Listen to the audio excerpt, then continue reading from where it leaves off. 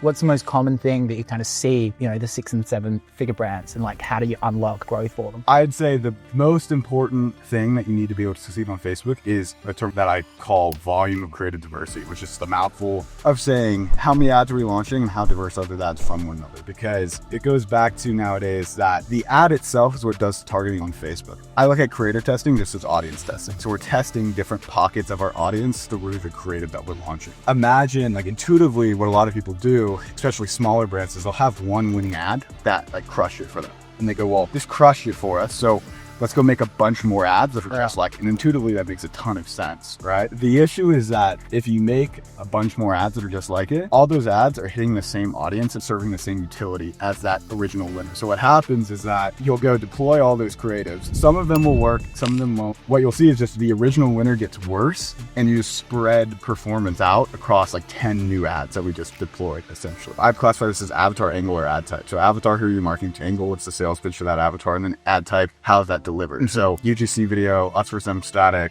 you know, UGC image, testimonial static, etc. right? Every time you change one of those variables, you're going to be hitting a new audience with that ad. But what I like to do is make a Google Sheet. So on the top, so kind of row 1 of that Google Sheet, you're going to list out all the different avatars that are present. All right. So you might have like keto, vegan, parents, etc. right? Under that, you're going to list out every pain point or desire that the problem solves for that avatar. And then on the y-axis, you list out all of your different ad types. So you see video, us versus them, feature, point out, Founder ad, static, blah, blah, blah, blah, all the way down, right? And what you're left with is a matrix of every angle. So every pain point or desire is going to be a different angle that you can test. So what I like to recommend to people is that either you're going to start with your winning ad type that's historically worked for me. So let's say a UGC video. I'm then going to take that UGC video and test all of the different angles for a single avatar as a step 1. And what you're going to find is that some of those angles work, some of those angles don't, right? So let's say we test 10 different angles, 3 of them perform in the ad account. What I then be doing, take those 3 winning angles, now test them with all of the winning ad types.